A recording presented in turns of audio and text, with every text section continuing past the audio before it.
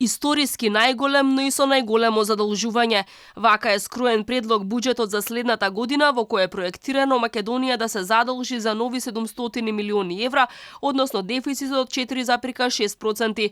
Министерството за финансии очекува да собере речиси 15% повеќе пари споредено со годинава, најмногу поради воведувањето на даночната реформа. Останува нејасно што точно ќе се менува и кои давачки ќе се воведат или зголемат, бидејќи деталите се најавени за крајот на месецов. Се знае само дека треба да се соберат плюс 76 милиони евра од граѓаните и стопанството. Во игра е прогресивниот данок, оданочување на штедните влогови, придонеси за хонорарците, укинување на некои повластени стапки на ДДВ. Од вкупно 4,6 милиарди евра кои треба да се соберат во државната каса, само на даноци отпаѓаат 2,6 милиарди евра.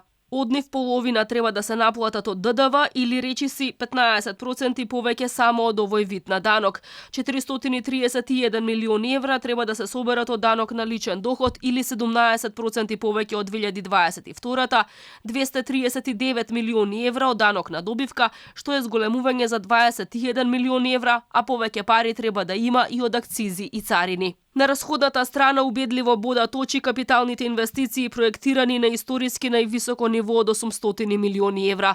Тоа е за 200 милиони повеќе во однос на ребалансот и дури 300 милиони евра повеќе од првично планираното за годинава. И покрај тоа што експертите критикуваат дека се работи за нереална проекција и напумпана сума од која сигурно ќе се крати во првата прилика, сепак владата реши да потроши рекордно најмногу за коридорот 8, за делниците Тетово Гостивар Букојчани, како и проектот за автопатот Требеништа Струга Ќафасан, за коридорот 10 за делницата на автопатот Прилеп Битола. Пари ќе има и за железницата до Бугарија, која екстремно бавно се гради и претрпе голем застој, а финансии треба да има и за колекторскиот систем Охрид Струга, за водовод и канализација, гасификација, хидросистемот Злетовица и друго. Владата не планира да штеди на плати во администрацијата. Напротив, буџетот за оваа намена се зголемува за 27 милиони евра и ќе се потрошат рекордни 567 милиони евра за платите на буџетарите. Зголемен е буџетот на владата која во 2023-та ќе потроши 300 милиони евра. Од овие пари треба да се одвојат 236 милиони за мерки за помош на граѓаните и фирмите. Поголеми буџети имаат најголем број од министерствата. Сепак пари се скратени толкму од едно од најважните, она за труд и социјала, која има најголем буџет од 868 милиони евра и од кое се подмируваат социјалните категории на граѓани. Помалку пари има за Министерството за економија, земјоделство, платежната агенција, од која се даваат субвенции за земјоделците. Жестоки реакции веќе предизвика и буџетот на Министерството за образование и наука.